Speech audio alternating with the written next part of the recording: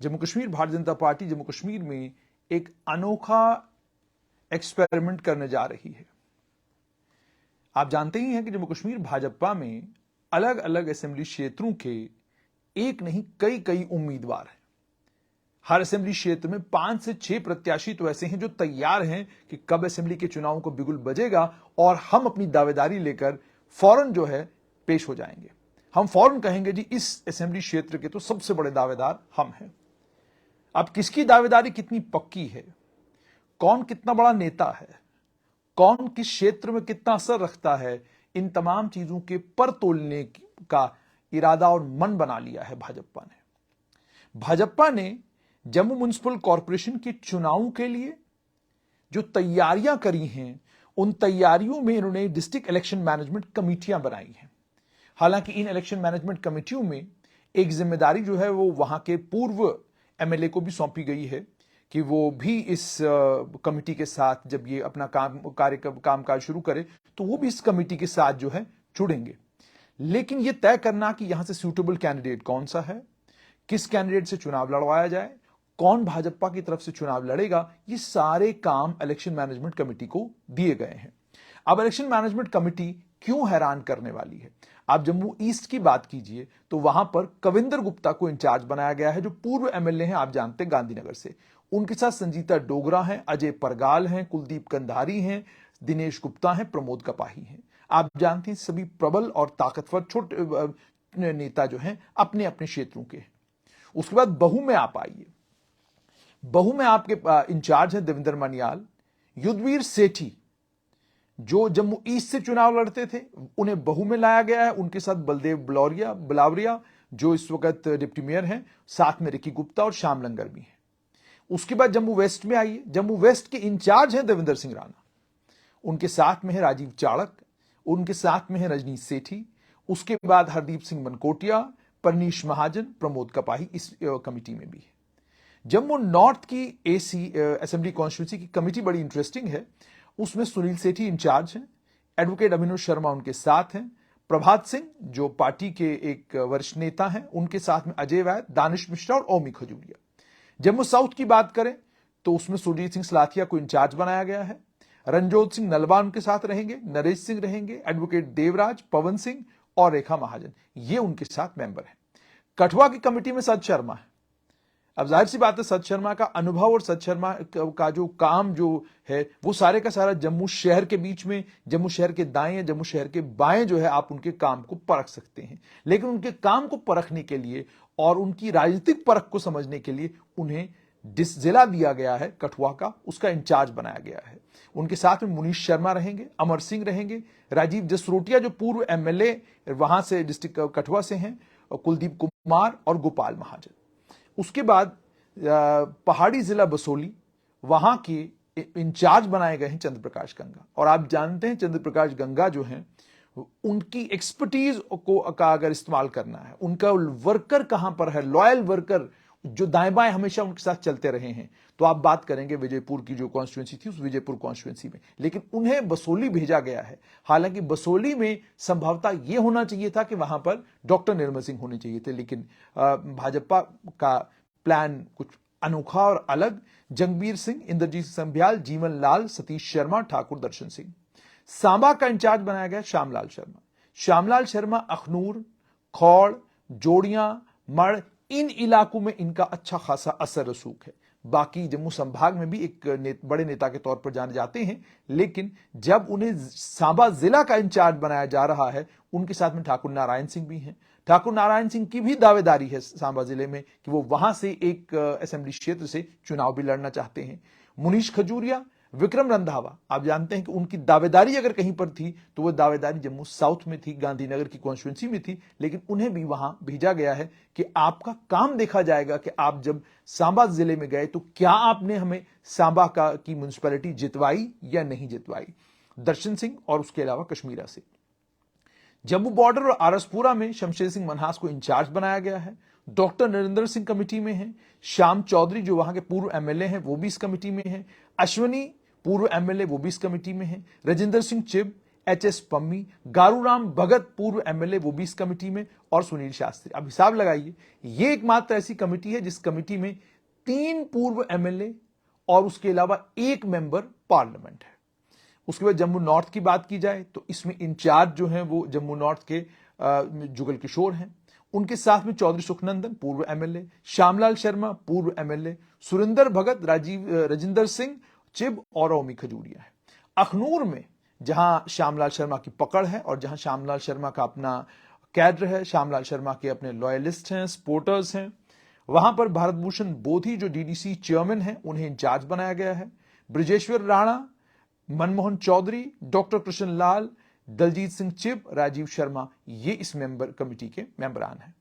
फिर उसके बाद अखनूर के बाद रियासी की बात की जाए, रियासी में आर.एस. पठानिया हैं, पूर्व एमएलए, आप जानते हैं ये पूर्व एमएलए रहे हैं। उधमपुर जो लोकसभा उधमपुर क्षेत्र, जो उधमपुर जिला, जो उधमपुर जिले से ताल्लुक रखते हैं।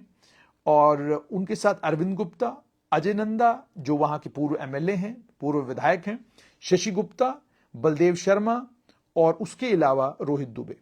उधमपुर का इंचार्ज जो है वो डॉक्टर निर्मल सिंह को बनाया गया। डॉक्टर निर्मल सिंह का यह भी कि डॉक्टर निर्मल सिंह इससे पहले डोडा उधमपुर लोकसभा क्षेत्र से चुनाव भी लड़ चुके हैं और यह भी है कि उस क्षेत्र में इनका अच्छा खासा असर भी है, चलते फिरते भी रहे हैं इस क्षेत्र में। तो इस हिसाब से समझा जा सकता है कि अगर इन्हें वहां का इंचार्ज बनाया गया है तो कोई अचरज वाली बात नहीं है। लेकिन इनके साथ चंद्रमोहन गुप्ता रहेंगे, पवन गुप्ता जी पूर्व एमएलए इनके साथ रहेंगे, पवन खजूरिया पक्की दावेदारी, ताकतवर दावेदारी उधमपुर की तरफ से, बलवंत मनकोटिया एक समय Jammu Kashmir national panthers party के ताकतवर नेता और आज उधमपुर जिले की जो भाजपा की कमेटी है उसके केवल एक मेंबर, और उनके साथ में अरुण गुप्ता रहेंगे। रामबन जिला का इंचार्ज जो है वो शक्ति परिहार को बनाया गया है, उनके साथ में पूरनचंद जी रहेंगे, नीलम लंगे, राकेश ठाकुर, रेणुका कटोच और राजेश्वर कुमार। अब इसमें देखिए शक्ति परिहार डोडा क्षेत्र से असेंबली का चुनाव लड़े हैं, लेकिन इनको रामबन भेजा गया है और नीलम लंगे जो रामबन के पूर्व एमएलए हैं उन्हें इस कमेटी का मेंबर बनाया गया है। उसके बाद डोडा की बात की जाए तो वहां पर तारिक कीन जो है वो भारतीय जनता पार्टी के ताकतवर नेता, उन्हें इंचार्ज बनाया गया है। दलीप सिंह परिहार पूर्व एमएलए मेंबर हैं कमेटी के, पवन शर्मा, शक्ति परिहार भी इसमें कमेटी के मेंबर हैं, मंजीत राजदान, स्वामीराज शर्मा, विजय मोहन ठाकुर ये सीनियर लीडर हैं, ये भी इस कमेटी के मेंबरान हैं। किश्तवाड़ की बात की जाए तो किश्तवाड़ में सब कुछ तय करेंगे सुनील शर्मा, यानी इंचार्ज उन्हीं को बनाया गया है, सारी जिम्मेदारी उन्हीं को। गजय सिंह राणा डोडा से वहां, प्रदीप परिहार आप जानते हैं किश्तवाड़ के नेता हैं और वो भी इस कमेटी के मेंबर हैं, आर.के. बडियाल, राजिंदर सिंह और चुन्नीलाल शान ये मेंबर हैं कमेटी के। नौशेरा की बात करें तो नौशेरा में राकेश महाजन, संजय बड़ू, ठाकुर रणधीर सिंह, राजिंदर शर्मा सुंदरबनी म्युनिसिपल कमेटी के chairman, Narendra Sharma Nowshera municipal committee के चेयरमैन और नीना शर्मा, इन लोगों को नौशेरा की जो इलेक्शन कमेटी है उस इलेक्शन कमेटी का इंचार्ज बनाया गया है। राजौरी में राजौरी के ही विबोध गुप्ता, यानी विबोध गुप्ता को राजौरी से शिफ्ट नहीं किया गया। विबोध गुप्ता, जुगल डोगरा, राजिंदर गुप्ता, इकबाल मलिक पूर्व एमएलए हैं, तालिब चौधरी, कयूम मीर जो डीडीसी हैं और दिनेश शर्मा ये राजौरी की कमेटी के मेंबर हैं और इंचार्ज रहेंगे विबोध गुप्ता। पुंछ की बात की जाए तो मोहम्मद रफीक चिश्ती इंचार्ज रहेंगे, प्रदीप शर्मा पूर्व एमएलसी वो उसके मेंबर हैं, गुरदीप सिंह खालसा, एडवोकेट सुहेल मलिक। बड़ी प्रमोशन है इस नौजवान लड़के की, किस नौजवान लड़का पहले सिविल सर्विसेज की तैयारी कर रहा था, उसके बाद अचानक यहां से वापस अपने पुंछ इलाके में चला गया। इलाके के लोगों ने कहा चुनाव लड़ो, चुनाव लड़ा, डीडीसी बन गए और डीडीसी बनने के बाद अब पुंछ की जो बीजेपी की डिस्ट्रिक्ट इलेक्शन कमेटी है उसके मेंबर हैं मेहताब बुखारी, अजहर मनहास और राजेश रैना। उसके अलावा एक और केडीडी, इसमें चांजी भट्ट, अजय भारती पूर्व एमएलसी और हीरालाल, ये 3 रखे गए हैं।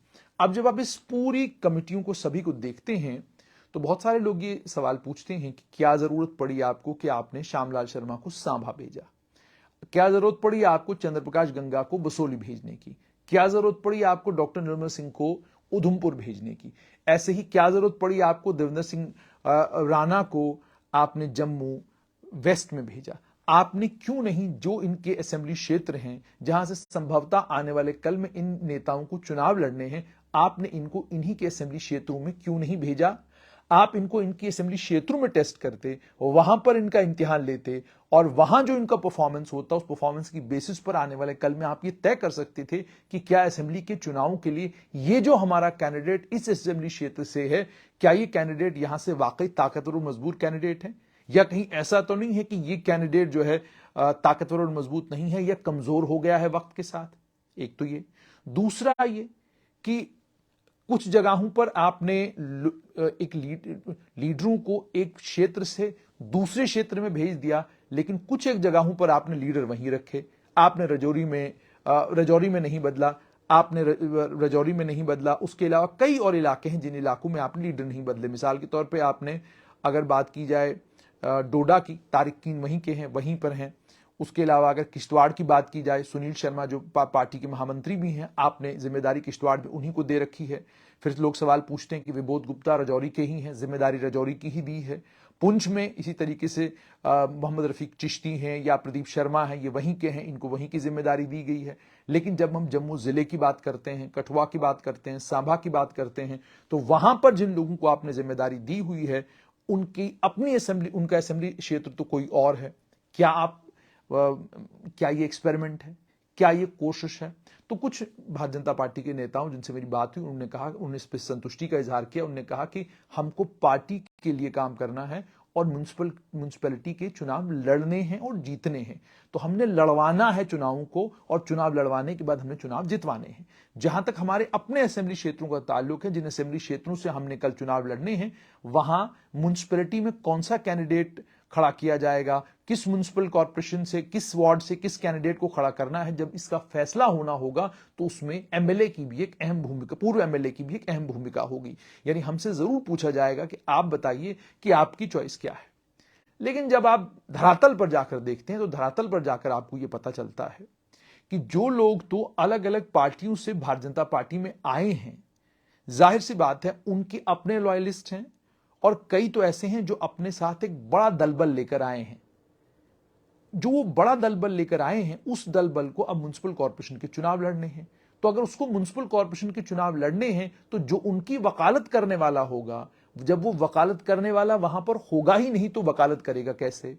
और मान लीजिए उसने वकालत की भी, लेकिन डिस्ट्रिक्ट इलेक्शन कमेटी ने बात नहीं मानी, तो नतीजा क्या निकलेगा? और अगर डिस्ट्रिक्ट इलेक्शन कमेटी बात नहीं मानती, तो क्या आपको नहीं लगता कि बागी खड़े हो जाएंगे? और अगर बागी खड़े होते हैं तो उसका राजनीतिक नुकसान या राजनीतिक लाभ ये बीजेपी को होगा या किसी अन्य दल को होगा? इस पर भी सोच विचार पार्टी को करने की जरूरत है। दूसरा ये कि क्या ये एक्सपेरिमेंट किसी जगह पहले भी किया गया है, और अगर किया गया है तो क्या ये एक्सपेरिमेंट वहां पर कामयाब हुआ है? क्या इस बात का ख्याल है भारतीय जनता पार्टी को कि एंटी इनकम्बेंसी है, पार्टी से लोग नाराज हैं, कई इलाकों में हो सकता है लोगों की सिंपैथी या लोगों का प्रेम या लोगों का सद्भाव जो है वो किसी एक नेता के साथ हो, उसके चलते हो सकता है वो नेता वोटर को कन्विंस कर सके कि जनाब आप जो है बीजेपी को वोट दीजिए। लेकिन जो लंबे समय से भारतीय जनता पार्टी के साथ ही चलता हुआ कार्यकर्ता आ रहा है, क्या वो कार्यकर्ता आम जनमानस को कन्विंस कर पाएगा इस बात के लिए कि आप बीजेपी के लिए वोट करिए, बीजेपी आपके तमाम काम करेगी? क्योंकि इस समय आप ग्राउंड की स्थिति तो जानते हैं कि लोग भारतीय जनता पार्टी से नाराज हैं। आप ये भी जानते हैं कि भारतीय जनता पार्टी के कामकाज से भी लोग नाराज हैं। हालांकि भारतीय जनता पार्टी की सरकार जम्मू कश्मीर में नहीं है, लेकिन लोगों का ये मानना है, लोगों का ये सोचना है कि जो लेफ्टिनेंट गवर्नर है वो भी तो बीजेपी की तरफ ही से ही है। तो अगर कोई नाराजगी लोगों की है, वो जितनी नाराजगी सरकार से है उससे दुगनी नाराजगी पार्टी से है। अब पार्टी को इस नाराजगी को भी पार पाना है। उसके अलावा पार्टी के कुछ नेता जो बयान देते हैं, उन बयानों के कारण जो बवाल खड़ा करता है, उस बवाल को भी पार्टी को थामना है। कई रिस्पॉन्सिबिलिटीज हैं पार्टी के नेताओं के ऊपर। यानी श्यामलाल शर्मा को सांभा में जाकर लोगों को कन्विंस करना है कि जनाब आपको बीजेपी को ही वोट देना है, और इन हालात में कन्विंस करना है कि टोल प्लाजा को लेकर वहां लोग नाराज हैं। इसी तरीके से बाकी नेताओं को भी अपने अपने क्षेत्रों में जाकर लोगों को कन्विंस करना है कि आप भाजपा के लिए वोट करें, क्योंकि भाजपा आपके मसले, आपकी परेशानियों को दूर करेगी। और इस एनवायरनमेंट के बीच में जब इन नेताओं को चलना है, तो ये समझ लीजिए कि असेंबली के चुनाव से पहले सबसे टफ, सबसे मुश्किल मुकाबला है बीजेपी के नेताओं के लिए। फेरबदल तो बीजेपी ने कर दिया है, डिस्ट्रिक्ट इलेक्शन कमेटियों के इंचार्ज भी तो बना दिए हैं, लेकिन अब देखना यह होगा कि क्या आगे वाली जो प्रक्रिया है, क्या वो शांतिपूर्वक बिना किसी लड़ाई झगड़े के, बिना किसी बवाल के होगी, या आने वाले दिनों में जब मैंडेट बंटने शुरू हो जाएंगे तो पार्टी के अंदर जो घमासान मचा हुआ है, कहीं ऐसा तो नहीं है कि मैंडेट जब बंटना शुरू हो जाएगा वो घमासान सड़क पर आ जाएगा।